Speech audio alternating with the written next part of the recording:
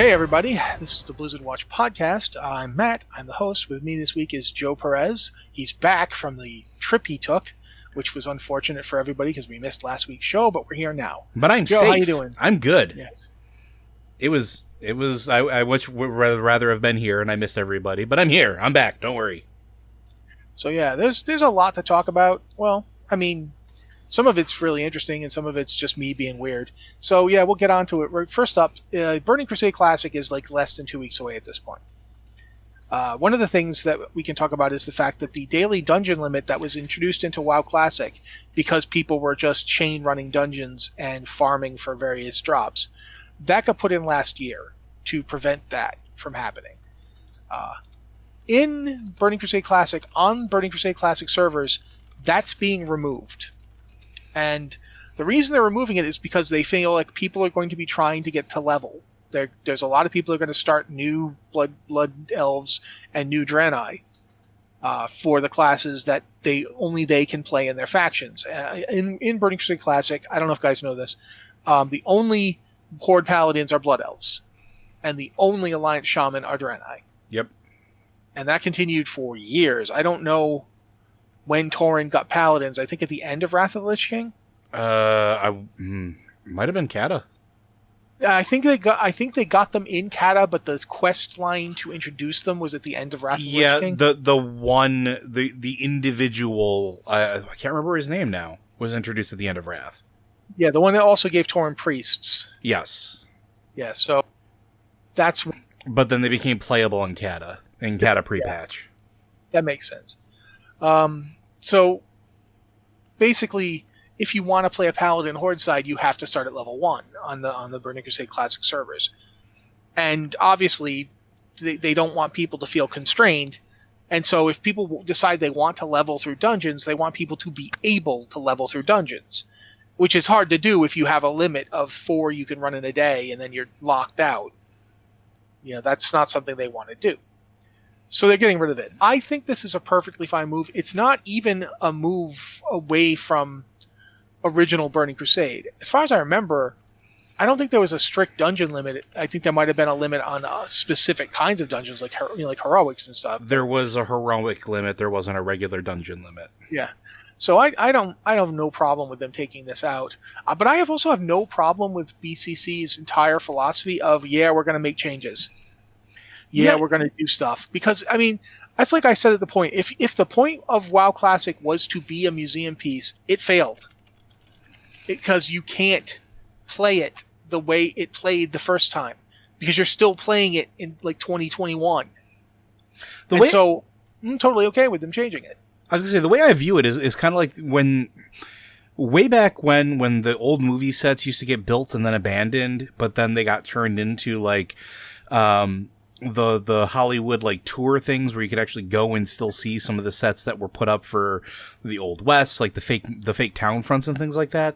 That's kind of what it is to me. It's this thing that it will never be exactly as it was in its original context, but instead you can still go and see the visuals of it and kind of get an idea of it.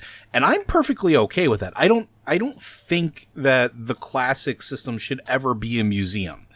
I think it's perfectly fine making changes for the better, or doing things like this. Like, this is a really good change. I think this is fantastic for players, especially for those that are looking to level through dungeons or leveling with their friends or whatever the case is, or looking for that specific set of gear or looking for that specific item to complete whatever they're looking for look-wise or gear-wise or whatever.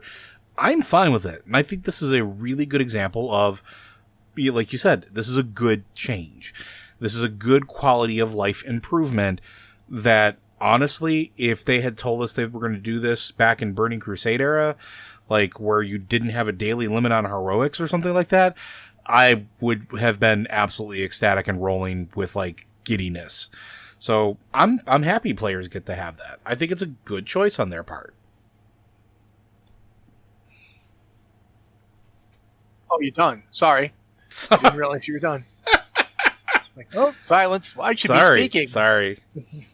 But yeah, another thing to talk about is Overwatch is turning 5. Like, the celebration started today as we're recording. Oh my god, it's been 5 years already? Yep. Oi. And I want to talk about that because they have new skins and stuff we can go look at. But I also want to talk about the fact that we know that on May 20th, there's supposed to be some kind of big news drop. And we have no idea what it's going to be. We don't know what news they're going to drop. It's supposed to be about Overwatch 2. That's basically all we really know right now. And that to me is like, it's. I don't want to beat around the bush here. Honestly, we've talked about Jeff Kaplan leaving already. Mm-hmm. And I don't feel like Jeff Kaplan leaving should be like the death knell of Overwatch or anything like that.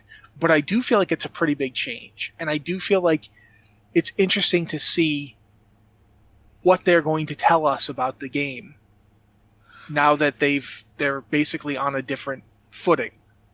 I have no idea what they've been doing for the past year and a half with Overwatch. They've been no idea. Yeah, they've been pretty radio silent about that, haven't they? Yeah, and it's not like I don't say that they don't owe us updates. I just think it's interesting that we haven't gotten any. Yeah, it's interesting to think about the game this big.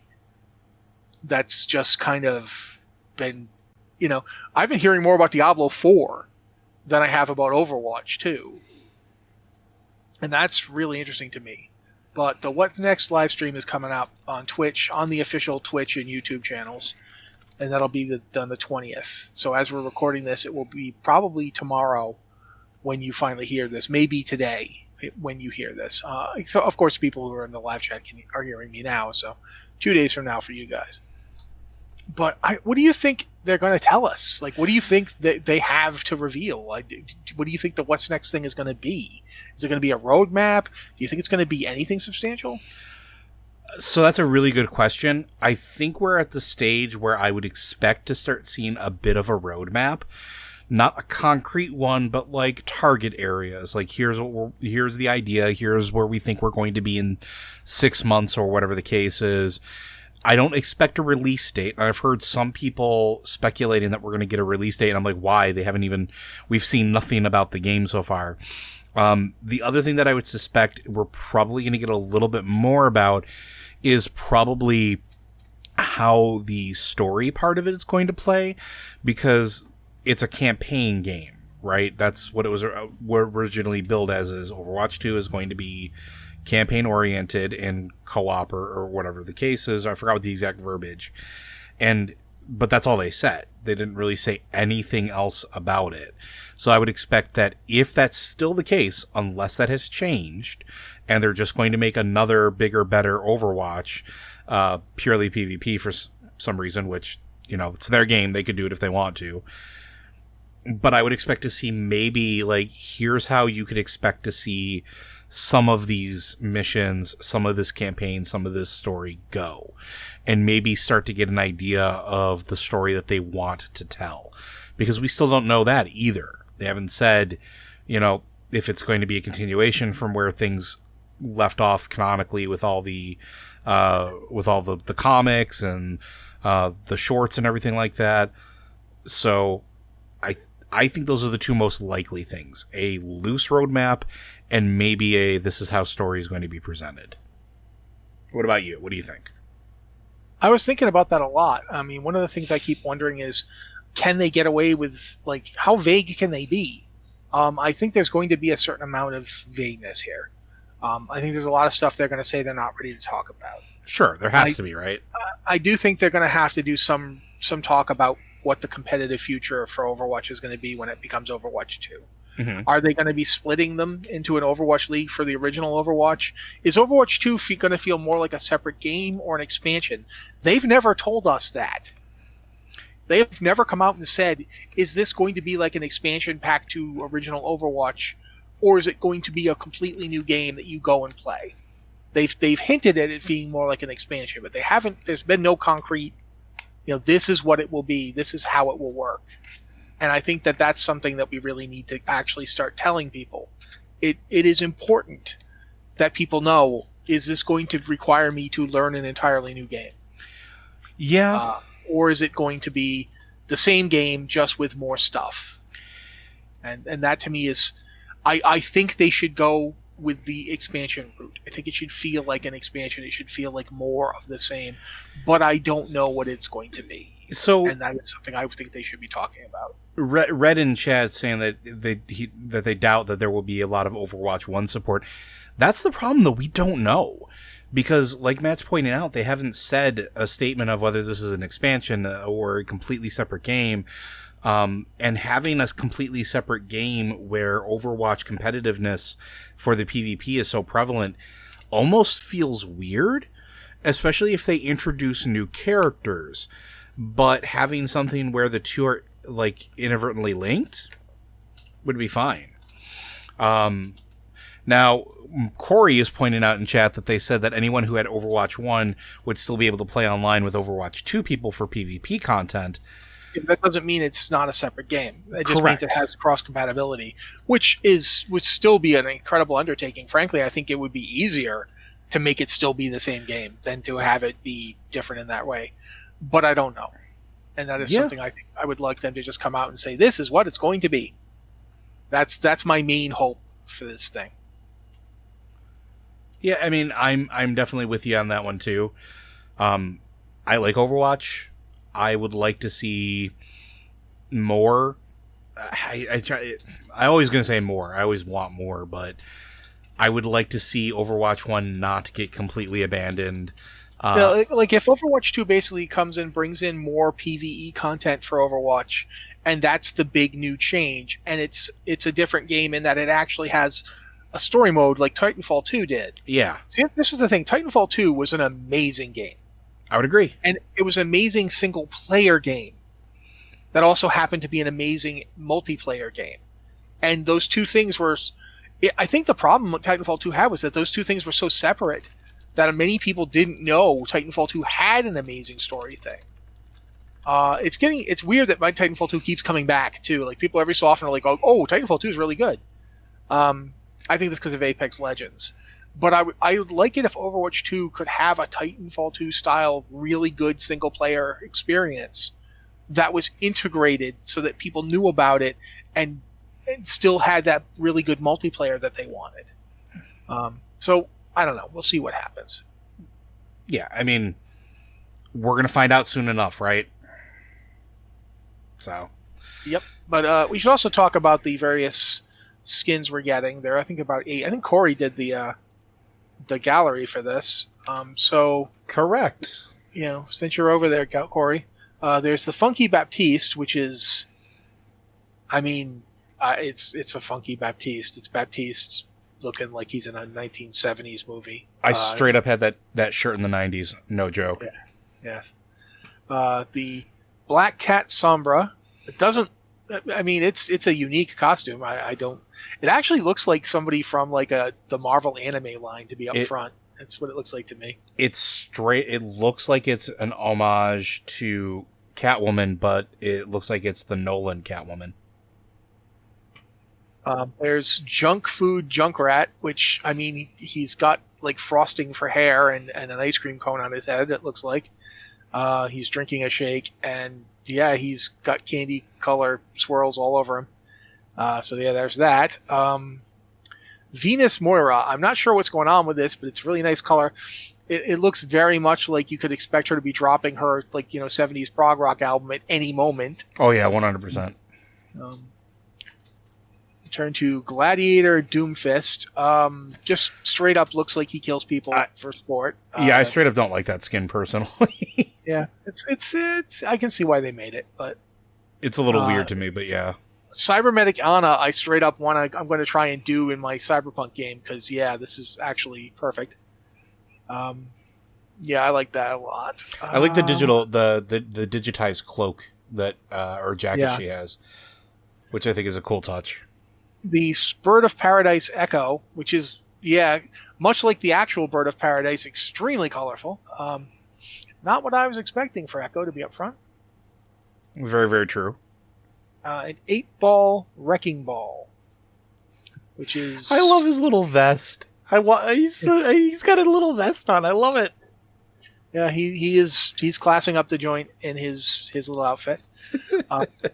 There's also, like, I've seen some pictures of Heroes of the Storm characters getting Overwatch skins at the same time. One of them was, I think, Joanna, the Crusader from Diablo that's in Heroes is getting a Reinhardt skin, which I thought was really cool. And I thought we should talk about that because, I like talking about things I think are cool. So, there's a bunch of them, aren't there? Let's see. This one was new. I haven't seen it before now. What's her name's getting the Reaper's? Oh, why can't I think of Vala is getting the Reaper skin? I think that's really cool. But at this point, we're going to move on to some of these emails, and we don't actually have that many emails. So, guys, seriously, in the future, we're probably going to turn to you in the chat because this is relatively short for this show. I usually go with 6 or 7 questions, but we're down to 4. If you do have a question for this show, please seriously ask it. We take questions at the Patreon Q and Podcast Questions channel or the Q Questions channel over on the Blizzard Watch Discord, so please make use of those. And you can email us at podcast@blizzardwatch.com with the subject line podcast or Blizzard Watch so we know it's for this show. Or you can be vague, and then I just assume everything is for this show and grab it as soon as I can because, like I said, we got 4 questions this week. That means we don't have a lot to talk about. But, I mean, on the other hand, I've seen Joe and I barely get through 2 questions in a podcast, so we'll see what happens. One will never truly know. So, Joe? Absolutely. Our first one comes from Dalton. I want to know about the plant. Specifically, why are there plants in the Shadowlands? Animals? Is everything there a dead spirit? Do trees go to the Shadowlands when they die? That's a good question, Dalton. I think at least some of the animals we found out are the spirits of people. Like when you go to Ardenweald, all the various animals are people. Like they are people who died and went to the Shadowlands and decided, I'd like to be a squirrel. So that's at least some of the case. I think the animals in, say, what's the name of it? Bastion. Sorry. The animals in Bastion just seem to be anima constructs. Mm-hmm. Like, they're just anima things that you can kill for anima. That seems to be what they are. I don't know why they're there. I've never understood why there's a faux ecosystem there. I don't know. Yeah, Luke points out that there's a quest in Bastion where we send a puppy to Shadowlands. I don't know if that's accurate or not, and if it is, that's sad. It's a puppy. Puppy, all good dogs. All good dogs. Well, you don't, not go to the Shadowlands. Go to the Maw? You want to send a puppy to the Maw? What's wrong with you, Joe? Grumble. I think it is just the idea of creating a faux ecosystem in general for the people that wind up living in the Shadowlands. Mostly because if everything was purely just anima and nothing else, I have a feeling those that remember their mortal lives would probably go a little bit crazy long term. I also wonder if it's related to the thing we've talked about before. About how each Shadowland mirrors the person that seems to run it. The various animals seem like manifestations of aspects of the various lords of those Shadow Realms. The Arbiter likes order and likes things to be, in a certain way, and thus you get animals that fit into her aesthetic and fit into her worldview. While if you go to Maldraxxus, it's like you're living on a giant corpse and everything comes festering out of that corpse. So, that might be related. I don't know. What do you think? So, the other thing that I've been thinking about this, again, is I think there's a certain aspect to it of, I think that there has to be somewhat of an ecosystem to sort of tend to the realm. And I think that it's almost like a manifestation, like you said, of the individual aspects. But let's use Revendreth as an example. And I think Revendreth might be the perfect example for this. Revendreth has sort of this like society where there are different castes and everything else, but it's very old world, like old real world where, oh, you're a noble, you're going to go fox hunting, that old sort of trope, right? Well, a lot of their animals are based around sort of that. They're either used for the hunt or are hunted. And it fits in with that sort of mindset. And it gives the denizens of that realm I don't want to say like almost a sense of normalcy, but it's like an anchor point, right? The ones in Bastion, if you look at it, you point out that they're anima constructs that revolve around order. Your introduction to several of it, I'll use the Phalanx quests, like that whole thing. I can't remember what the organic Phalanx are called. I forgot the name of the creatures, but it's about there's a whole thing where they're taming animals. They're bringing order to them, and that sort of like fits right in with that whole aesthetic. With the Ardenweld, it's all about being that wild, free cycle of life where, if you notice, there are things that eat other things pretty regularly in Ardenweld, and convert it back into something else before it goes around. It just sort of feeds into the whole concept of the zone. It's almost like it's the manifestation of the essence of the zone itself, as an anchor point for basically whatever the realm's society to go off of. I don't know anything more than that, but I mean, everything is definitely anima. We know that for a fact. The plants that you harvest, they're made out of anima. The plants that are actually like walking around like hydras are also anima. But yeah, I think it's just an artifact of what Shadowlands is set up to do and be, if that makes sense. The Larian, by the way. Larian, thank you. So, yeah, I don't think I have anything else really to add on that one. Do you? I do find it interesting to think about the concept of plant ghosts. I don't think that that's what's going on here. I don't think that like a tree dies in the mortal world and then the tree gets judged by a Carrion and sent to like, oh, this was a evil tree. It should be in like, this tree enjoyed conquest. This tree in Maldraxxus. I don't think that happens. But I do find myself wondering if the trees in Ardenweald and Bastion are like echoes of living things. Like if the concept of living plants provides a scaffolding for them in some way. I don't know. I do actually now. I kind of want to see the tree that's really into conquest and battle. It's judged and sent to Maldraxxus. You are a very evil tree. Everybody remembers your dungeon and nobody likes it. You go straight to the maw, tree. This tree is a power to be reckoned with. Kind of expect you'd see Teldrassil somewhere if that was the case. I was going to say that, but I didn't want to say it because I feel bad every time I bring it up. Sorry, Night Elves. Yeah, as somebody who plays mostly a Night Elf, I definitely am always kind of aware of that thing. But yeah, I do like the idea of this tree is just evil, or this tree is really into war. You know what to do, man. This tree just likes to fight. I mean, it can't because it's a tree, but if it could, now it can. Now it gets turned into into a spider lady. That would be even funnier if like some people in the shadow, like we meet various Carrion and the Chosen and Maldraxxus, and what if like that big spider looking monster used to be a tree, but it was judged to have a warrior spirit. Now it's a warrior in Maldraxxus. Well, I got nothing. Who knows? All right. But more trees, more living trees in Shadowlands is what I'm hearing. Our next one from Terrain Zendalari Beastmaster on Emerald Dream. Longtime fan of the show and the site. If I had accolades to give you to get somebody for the discussion, guess I'll jump right in. Jumping in failed, so I'm actually rewriting and condensed thoughts more easily presented.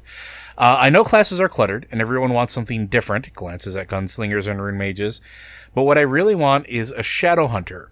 Vol'jin is my second favorite WoW character, Kieran being number 1, and the end of his story should result in unlocking shadow hunters as a hero class. With tight restrictions on demon hunters, I'm okay with leaving this troll specific. We can give humans rune mages, and they can play identical. I'm also okay with progress. Vol'jin as a Loa could champion anyone who has helped his revolution or Ardenweld, so long as they're devoted. Becoming a Loa, I'm thinking 2 specs to separate their identity from shamans. Mid-range melee and a buff expert. I'd love this. Lore implications be damned.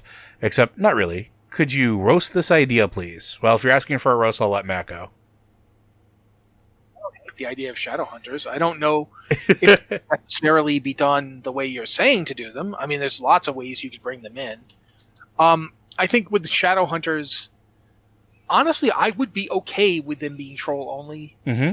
And I do, honestly, I am leery to introduce another class. Let me put up front. I don't necessarily think we need a new class. I think you could almost do this as a spec. Like, you could maybe do this as a hunter spec. But I'm not... kind of similar to how, rogues went and got rid of combat and became outlaw. I think you could take, say, survival or, and make it, Shadow Hunter instead. And I know there are survival hunters out there right now who are like absolutely livid with me. This is just an example. And it wouldn't necessarily even have to be hunters that got the Shadow Hunter. I mean, it could be a different class entirely. But I do find myself wondering if we really need a whole class with 2 specs to do this, or if you can do everything you want from a Shadow Hunter with 1 spec. But lore-wise, I don't really have any problem with Shadow Hunters existing. They do exist. They exist in the game's lore. They always have. They've been in various versions of Warcraft. I know they were in Warcraft 3. Yep, I mean, no. There's a whole thing about it in the Vol'jin book. Like, read the Vol'jin book. Lore-wise, I don't really have a problem with this. I don't see why we can't have them in terms of lore. If you wanted to broaden it out to other classes, to other races, there's various ways you could do that. One is, the one you suggested is not actually terrible. The fact that Loa, as a Loa, Vol'jin could, champion anybody that helped his revolution, or Ardenweald. Yeah, that's one possibility. Another would be, it could be, I'm leery to suggest it be Horde only, because, again, there's that whole thing of having a class be in one faction and not the other has always been kind of troublesome for World of Warcraft. It definitely didn't work for Shamans and Paladins. And I'm leery of doing the thing where you say have a Rune Mage, but it works exactly the same.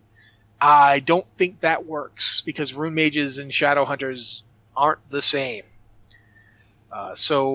Yeah, I don't know that you want to go introducing 2 classes and have them play different, and I don't know if you want to try and make Rune Mages make sense with the exact same abilities as Shadow Hunters. I feel like that would feel really strange. But I don't there are ways around these problems. If Blizzard wanted to do it, they could certainly design a Shadow Hunter that would work, and there's various ways they could do it. And lore would not be my problem. I would have no problem with that as a story element. I would think it would be kind of cool as a story element. I just don't know how they would do it mechanically. And that's where my concern would be for this. Not with the lore. They're as established as Dark Rangers, and we've got Dark Rangers in the game right now. Granted, they're not playable, and that's the other thing. Do you do that? Like, do you go and look for every, you could definitely say, okay, for undead, you get the, for trolls, you get the Shadow Hunter. For undead, you get the Dark Ranger. For night elves, you get like something else, but it's still based on shadows because they blend into shadows. It's something they do. You could definitely have it be something that you have in various other groups, and the differences are cosmetic. I don't think that the Rune Mage works for that, but I think you could definitely have it like the dwarves could have a version of it that's like the Night Rifleman or something. I don't know if you want to call them the Night Rifleman. That sounds kind of dumb, but you get what I'm saying. There are ways to do this, and there's ways to make it not just be trolls without stealing the flavor of the Loa and all that from the trolls. I think you definitely want the Shadow Hunter to feel like a troll class. But we've seen humans use troll magic. Yeah, I was actually going to bring that up. Like, there's another possibility as well, too, right? If Shadow Hunters were to be brought to trolls, why couldn't it also be Kultiran? There's a lot of overlap there in the way they worship. There's a lot of overlap potentially in the way they hunt, and we've already seen that there's some shared background between the island nations there in some capacity. You don't live that close, fight that close for all that long, and not have some exchange in some capacity. Also, I was thinking about the Stranglethorn quest back in Vanilla. Mm-hmm. You find out that the Heart of Darkness parody thing, you find out that they've been literally learning troll magic. Yep. And what's really weird is some of the troll magic is very definitely paladin-like. So you could definitely justify having the Shadow Hunter be something that other people have learned. There's a lot of possibilities here lore-wise. I don't think there's anything. Again, strictly speaking about the lore here, I don't think there's anything particularly roastable about this idea. I think it is a perfectly valid one. Yeah, and I think lore-wise, this would probably be one of the easier classes if it were ever to be introduced to, like, just slide into the game. As a matter of fact, this is the one class that I am surprised isn't a playable class, because it was so core to the Warcraft 3 identity, and we already have basically all the other hero classes from Warcraft 3. We have mages, which they have all of their archmage abilities minus mass teleport. God, I miss mass teleport. We have monks. We have death knights. We have paladins. We have demon hunters. This is basically the one hero class from Warcraft 3 that doesn't have a presence. And I'm very surprised by that. Especially with during the time where everything was very troll-centric. And let's be honest, for a while there was a whole lot of troll-centric game stuff. And I would have thought that they would have introduced it by now. And I thought it would be cool, but I have a feeling it all boils down to not lore, but mechanics, as Matt pointed out, because it's a balancing problem. Anytime you introduce another class, you have to worry about the balance, not just of that class, but of everything else that operates in the same sort of neighborhood or zip code of that class. And we've seen this throughout the years. Death Knights were introduced. They became the absolute 100% hands down best tank, period, when they were fresh, brand new, right out of the vat. That had to be tuned down, but it had a divine impact, not just on tanks, but how tanks played, because now everything else had to be rebalanced. It wasn't just them getting nerfed. It was now, let's buff druids this way. Let's move druids closer in this direction. Let's move warriors closer in this direction. It changes your game design for all of those other classes. Monks did the same thing for healers. Monk healing, when it was first introduced, and I even think monk tanking to a certain degree, was just leaps and bounds above everything else. I think even DPS, Garboyer in chat has pointed out that it really hurt rogues. It's because that hero class, it's not that it's overtuned, but it's when it's tuned, you have to consider every other class around it, right? And I think that becomes the problem. And yes, they have a lot of years of experience at it. They have plenty of experience balancing everything very, very quickly and agile-like. But I think that might be the only thing holding them back from it. And again, I think there's plenty of justification why both sides could have Shadow Hunters. Vol'jin doesn't need to discriminate anymore. Alliance canonically have helped Vol'jin as well as Horde at this point. So, I don't know. Or you justify it very similar to how we justified Troll Druids. Yeah. It does not have to be getting it from Vol'jin. It's true. They literally just figure it out. They've deciphered, get some gnomes in here and they decipher it in 5 minutes. They figured out how to be priests just by being smart. They could be, this is how you do this Shadow Hunter thing. Like I said, we've already got humans using troll magic in Stranglethorn. We've got humans deciphering old troll secrets and using them. There's no reason you couldn't just have like the Shadow Hunterness gets reverse engineered if you wanted to do that. But you could also have it be from Vol'jin if you wanted. Maybe it's just he doesn't give it. He's not giving it based on Horde or Alliance. He's giving it based on people who will try and preserve good things. Yeah, or whatever. It just there is reasonable lore for it. I don't see a problem there. I really think that it's basically been they haven't found a place where they wanted to do it, and they decided on druids for the Zandalari and Kultirans rather than say Shadow Hunters, and I think that was probably a decent choice just because it was it didn't add a new class. I think adding a new class is a big deal at this point. There's a lot of classes. We just added Demon Hunters and Legion, and they've shaken things up to the point where like mythic dungeons, for a while Demon Hunters were absolutely ruling the roost as tanks in those. They were just the only tank choice, really, to the point where it was like they were like twice as numerous as the next most numerous tanking class, which I think was probably druids or paladins.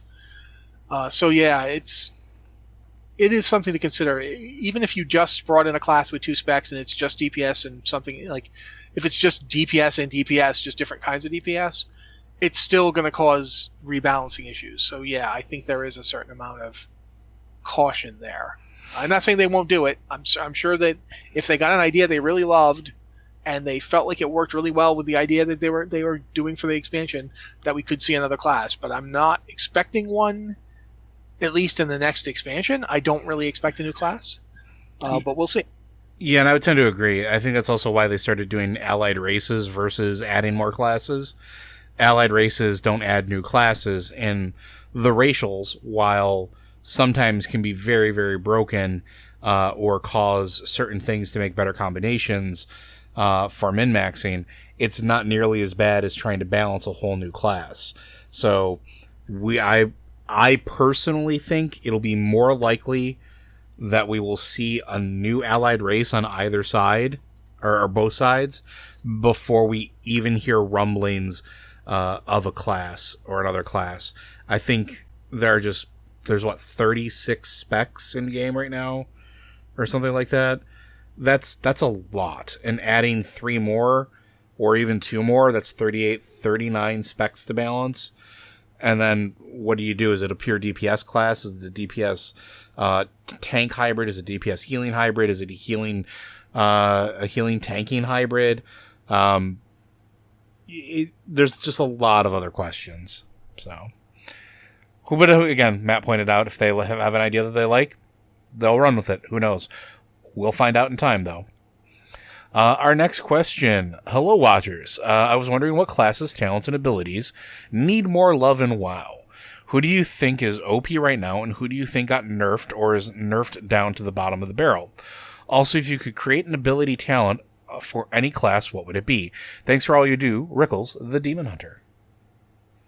I mean, I'm going to let Joe go first because I think my answer is so self-evident that it doesn't really need...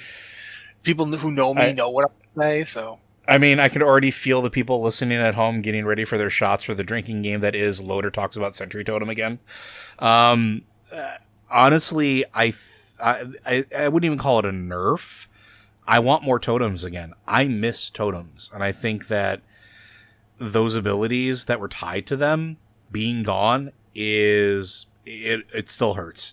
Like, I miss in Burning Crusade when I had an army of totems to balance and juggle and move around. I miss that gameplay. And it's totally purely selfish, 100%.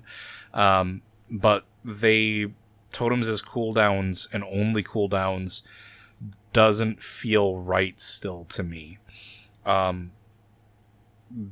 Before we talk about like OP or anything like that, do you have an opinion on talents or classes?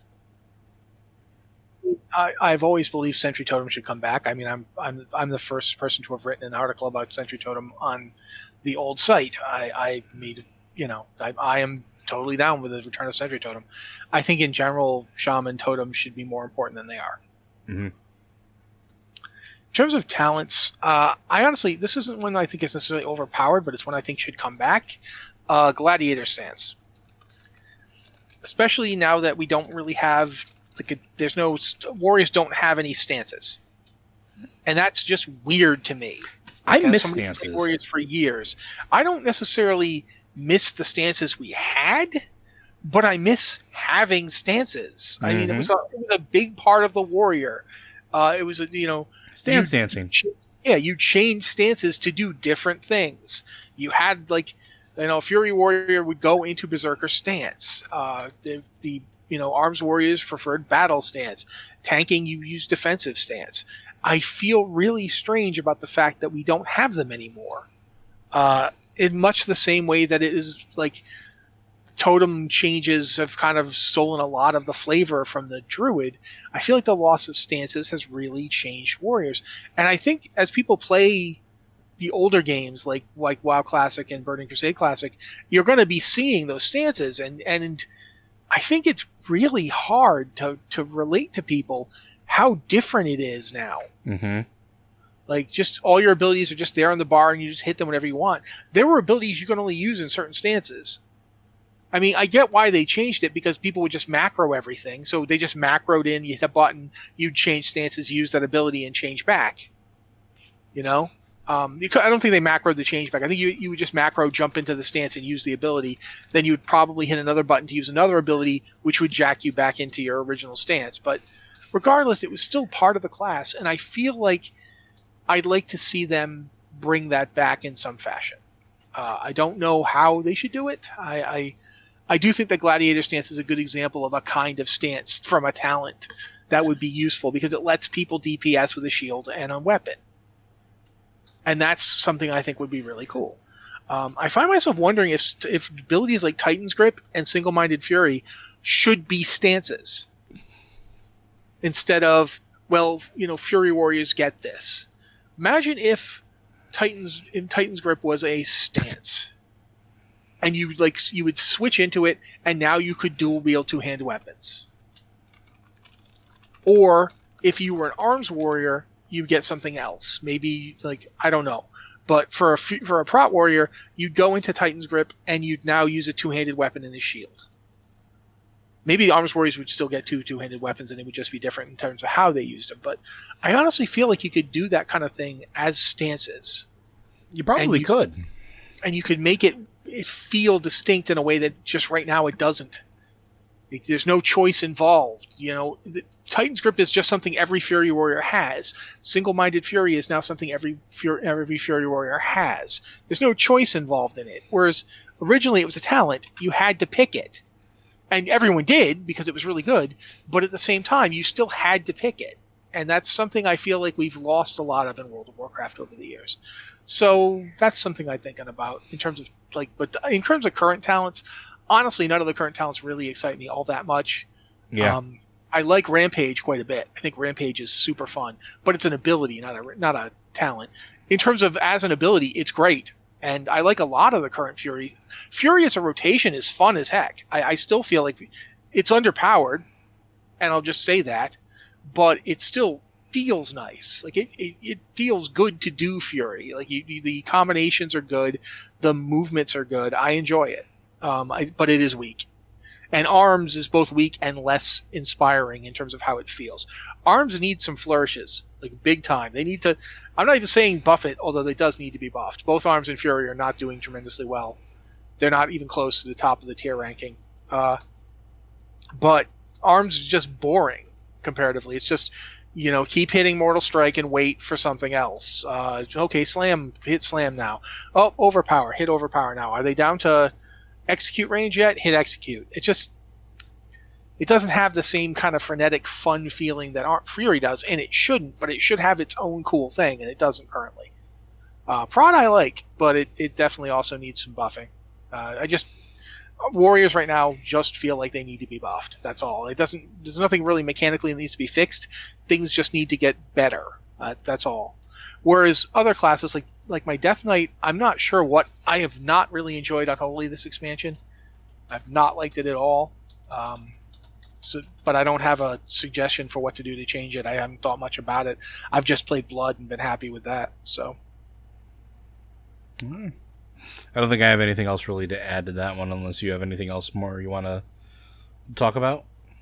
No, I think that was it. I mean, it would literally just be another 5 minutes of why they should give Warriors nice things, because I like Warriors. I will point out that, looking at various tier rankings, I'm looking at the one on Wowhead right now because I wanted to, give people, Fury Warrior is not even listed. It's like a B+. It starts at S rank, A+, A minus, B+, B, B minus, and C. Fury is a B+, and it's at the bottom of the B pluses. And Arms Warriors are literally C, and they're at the bottom. They're below Subtlety Rogues. And that's the way people, everyone has different opinions. I think Arms is better than that. But I do feel like Warriors just flat out need to be a little stronger. It's just that simple. There's not a lot you can do mechanically to make them feel better, especially Fury. But both Prot and Arms need a little bit more flair. And I'm not sure, how to give it to them, but I do think they need it. And that's my incredibly biased opinion, because let's be honest, it's the class I love the most. It's the class I enjoy playing the most. So I would agree. All right. The next question comes from Riptides. Question for a thing. After playing Dragon Age 2, it made me wonder if WoW could do an expansion that took place entirely within a single city. If you could choose any city in WoW, any planet/plane of existence, what would you choose, and how might that expansion play out? That's a really interesting question, and I think this is one of those things where scale in the game is skewed to fit the mechanics of the game versus how the scale of the game or the world is presented in story and written accord, right? Like Stormwind is a massive, sprawling capital city. It's huge. It's tremendous. Ironforge is absolutely massive. It spans the entirety of the mountain that it is built into and deeper. But yet when you go inside, we move around it relatively quickly because scaling is different. It's off, right? Like when they describe the park district in Stormwind, it's massive. Absolutely massive. Now, if you were to take that core concept and apply it to some other things, they could do an entire expansion around the idea of a city. Much like, Ravnica is the planet that's entirely a city for Magic and now D&D. They could do something like that very easily. And they've kind of already established the parameters that they could pull it off, right? Go to Ulduar and just look around. That place is massive. And I'm not just talking about like what we run through, because even at the time it is big, it is large, it is huge. But there's more to it. Like, it was interesting for the time because it was one of the first times in a dungeon or a raid that you had such open expanse that you could see places you couldn't get to. You could see far off, like, areas that existed that were there, but you couldn't touch. And so they've already kind of got this concept baked into, like, we're going into these massive places, but we're relatively quickly going through a small section of it. Halls of Virgination. It's larger than what we actually experience when we're running through it. So let's say they wanted to do an expansion that takes place entirely in a city. They could. Maybe it's a Lost Titans facility that is a massive city that rivals Stormwind and Ironforge, that rivals Thunderbluff in its just sheer scope of land footprint. They could do that, and it could be an entire expansion of us unpacking things and figuring out where we are, making allies within the city, and doing the whole, labyrinth thing. And I think that would actually be a potentially cool concept that you could do something very fascinating with. I don't know if they ever will do that, but it's an interesting concept. You could probably justify it a bunch of different ways, whether it's a dwarven city, a gnomish city. I mean, look at Mechagon. Mechagon is a massive, sprawling city that we see relatively little of. I think this would be a cool idea. I think they could absolutely do it. As far as how it would play out, that I don't know. I would suspect that it would be something like we show up, we find our way into the city, we're strangers, we don't know our way around, we don't even know where we are, but we know that the city is all encompassing, and we try to find our way through it, making friends, making allies, learning what the city is like, and piece by piece going through and unraveling whatever the mystery of the place is. They could 100% do something like that, and I think it would be cool. What about you? Well, I mean, I think we've seen, based on places like Suramar and then Borealis and Dazara Lore, we've seen that they can make pretty expansive cities. Mm-hmm. But this question asked which one I would use. It didn't ask which one is plausible or which one is likely to happen. It asked which one would I use. And the answer to that is Darnassus. Because Darnassus was on top of Teldrassil, and Teldrassil was like a freaking mile tall. And there was stuff in the tree that you could go down into. That we barely saw anything of. Yeah. And I would love to see what that was. I would love to have this enormous, Teldris. You'd have Darnassus as a zone. Then you'd have the other boughs of the tree, like the other villages, would be another zone of their own around it. The city would literally be a zone within the zone. So when you went to Darnassus, you'd go into this large cityscape, and it was all made out of these what looked to be ruins that were brought up from the ocean or something. That's the other thing. I've never known where those buildings came from. Darnassus was built like 10, 15 years ago. And yet it had ruins on top of it. Because we've seen the way that Night Elf buildings looked when they were new. They were painted. We've seen the area around the Well of Eternity when Ashara was ruling it. Those buildings were painted. They were decorated. So the ones on top of Darnassus, either they made buildings that looked like their old buildings but then didn't paint them for no particular reason that I understand. Possibly just because painting is bad because they did it. We don't want to be like those guys. But it just feels like, where did this stuff come from? What is this? Like, I'd love to really explore that city and have it be, especially if it was one of those situations where I have to fit it into the lore of Legion and Shadowlands. My fit in would be that literally the city came back from the dead. That at the end of the Shadowlands, Elune returned the city and the tree to life. And as a result, now it's all weird and strange and like haunted and ghostly, and you've got to explore all that stuff and figure out what happened and all that stuff. I would be totally down for that. But I also think if we're going to do a city expansion, one of the things to consider is possibly just doing it for all cities. And this is where things start getting huge. But city, zone expansions generally have like 5 or 6 zones in them. Yeah. They have more than one place to go. And the various capital cities throughout Azeroth, you could just do those. If you return Undercity, that's 6. That's actually 8, because the Draenei and Blood Elves have their own. The Draenei and Blood Elf cities are also much bigger than the previous ones, even with the revamps. So, yeah, there's a lot of potential here. I would love it if they'd actually gotten the Exodar to take off, but I don't think they'll ever do that, unfortunately. So, yeah, that's where I think it should go. I'll be up front. I could sit here and ramble on about, having there be weird stuff in the tree and so forth. Honestly, too, I find myself wondering, like, one of the reasons that, like, Dragon Age could get away with it was because it was a single-player game. Yeah. I don't know that World of Warcraft would feel the same if it didn't have... So instead of just doing one big the expansion entirely set in the city, I would be much more likely to think about potentially making the expansion about that city, but not necessarily just always being in it. Like, there's something to be said for Suramar, and I'm not like the raging Suramar fan that other people that have worked on this site were, but I do think it's extremely well executed, as Suramar dominates the zone of Suramar. Mm-hmm. The city of Suramar dominates the zone, and it's big and expansive. You can go in and do stuff inside the city, but then you can do stuff around it, and that stuff is still within Suramar's field of influence. That is something I would think about when designing this. There's an old... We've talked about pen and paper a few times, so I'll mention this one. There's an old module called City State of the Invincible Overlord.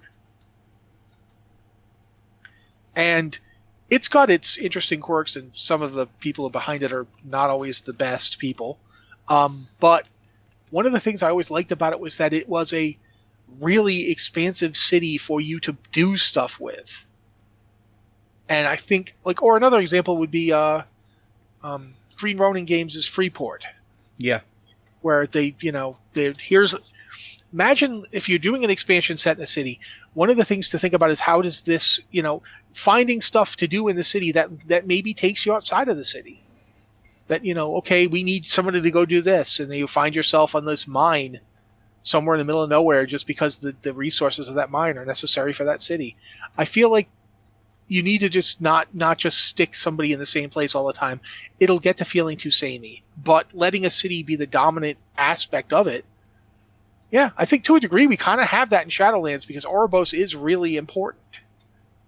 but it's not quite the same thing. Yeah, I would agree. Not quite the same thing, but fairly close. We do have a couple questions from chat we can start going through. Okay. So Zell the Canadian asks, here's a question for the podcast. It's been a long time since the last Overwatch cinematic. 2 years since the Overwatch 2 at BlizzCon 2019 announcement, and coming up on 3 years since the McCree cinematic where we met Echo and Ash. What's up with that? Do you think we'll get a new one for the 20th? Snowing in Edmonton, Zell. That's not related to your question. I just thought you should know. It's snowing outside right now. I can see the snow out my window. It's snowing in the middle of May. May 18th. It is snowing. To answer your question, yeah, we're going to get some kind of cinematic. I'm just going to say it. I think we are going to get a cinematic of some kind. I would be really surprised if we didn't, like, straight up. We're overdue for one, and I would be very surprised if one doesn't accompany maybe the announcement that's happening, right? Like, they know what Overwatch fans expect. They absolutely know people are, like, dying to see one. There's going to be one. Yeah. What it'll be about? No idea. But we'll get something. Sojourn. Oh, finally Sojourn. Yeah, because it's a Canadian. And it's snowing in Edmonton, so yeah. Okay. All right, we have another one here. This one's from BMI 55. What zone was Zolval's before he was sent to timeout in the Maw? We've been speculating that it's been the Maw the entire time. I think the Maw wasn't always the Maw. I think Joe and I have both said that in the past. Yeah. It used to be something else. Like the Shadowlands might have used to be one whole coherent places, not just these separate places, and that the destruction of the Maw created the separate Shadowlands. But we don't know. It could be a lot of things. But yeah. I definitely think it's the Maw. Yeah, and I think it was the Maw too. Like whether or not it was, whether they were all connected a little more deeply beforehand or not. Whatever the Maw was before it was the Obulette. Yeah. What was that? The whole deal with Korthia implies that there were a lot of places that might have been connected. No, but we'll see. Yeah. This one comes from Autoluke. Do botany have souls? These are the primals. Do they have souls? Oh, the botany. I thought you said literally botany. Like the botany. The botany. Yeah. Okay. I don't know the answer to that question, but maybe. I mean, they seem to be living things. The thing is that we know that the plants of Draenor were absorbing the spirit energy because it was everywhere and it wasn't being used up by a Titan or anything. So it feels like they do probably have souls because they are made of soul, if that makes any sense. It's actually like the spirit energy that should have been going to a Titan. There was no Titan there, so the spirit energy just kind of leaks out into the world, and it's one of the reasons the elementals are so much nicer on Draenor. Because while the world was savage and had lots of conflict on it, the elementals weren't fighting each other. They were all, yeah, I'm okay. How about you? Yeah, I'm okay. There's enough spirit here for everybody. And so that's literally why the various plant primordials got as powerful as they were, because they were just absorbing all that spirit energy. And that's why Agramar made Grond, because he looked at the world and said, if this keeps going, they're just going to devour the whole planet. They need something to prune them back. They need something to weed them out. That's how plants are kept in balance. They can't just grow everywhere all the time.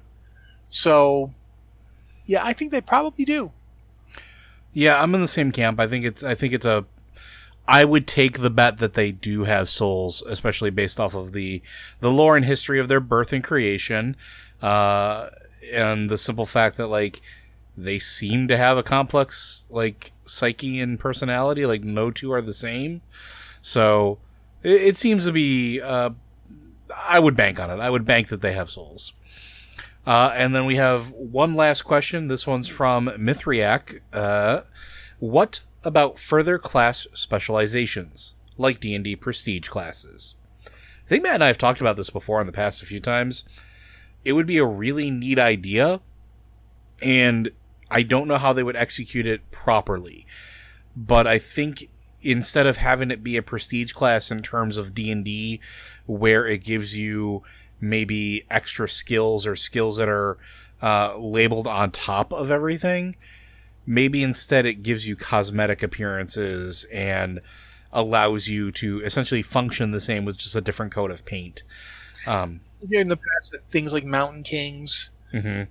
and you could basically have dwarves would have Mountain Kings, Tauren would have something else like Totem Warrior or something, and you don't actually have to change anything. Like maybe they're both arms warriors, but they're different in terms of their manifestation of those abilities. That's Spellbreakers for Blood Elves. You can have that be both paladins and warriors. They use a shield and two-hander, but they have a thematic thing, and you could have there be paladin spellbreakers and warrior spellbreakers or what have you that just get to use the special animations and special names for their moves. Warlocks as necromancers. That's something I wrote a post about years ago, and I still think it would work. Yeah, and I think it would be an interesting way to sort of accomplish the same goal. Then I think, just again adding further specialization mechanically. And it's one that I kind of hope that they explore. I like the idea of unlocking a cosmetic set or a cosmetic class. I think that's a really neat idea. And I don't think it's one any other game really does right now, where you can just unlock the ability to look and have animations based off of another class that doesn't have any mechanical difference, like spell or ability wise, except for how it looks. I think that's a really neat thing. And maybe they'll look at it. Maybe they're listening right now and maybe they'll think it's a great idea, even though we've talked about it a bunch. But yeah, we can hope. But that's going to do our questions there. Is there anything else you want to add, Matt? It's about time for the show to be over. We managed to stretch these 4 questions out thanks to the help of the live audience who gave us more questions. Thanks, guys. Because the live audience rocks. But Blizzard Watch is made possible due to the generous contributions at patreon.com/BlizzardWatch. Your continued support means this podcast signing community is able to thrive and grow. Blizzard Watch supporters enjoy exclusive benefits like early access to the podcast, better chance at having your question answered on our podcast for the queue, and an ads-free site experience. Again, guys, seriously, it's really helpful if you send in some questions. You can send them to podcast@blizzardwatch.com, the subject line podcast of Blizzard Watch. If you want to use an email or if you want to use our Discord server, you can go ahead and go to our Patreon Q and Podcast Questions channel if you're a patron, and we look at those first, or you can go to our Q Questions channel. We look at those second, but they haven't had a question in there in like 3 weeks at this point. So seriously, if you have a question, it's got a decent shot of getting in there. This has been the Blizzard Watch podcast. Thank you guys so much for being here with us, and we'll talk to you next week.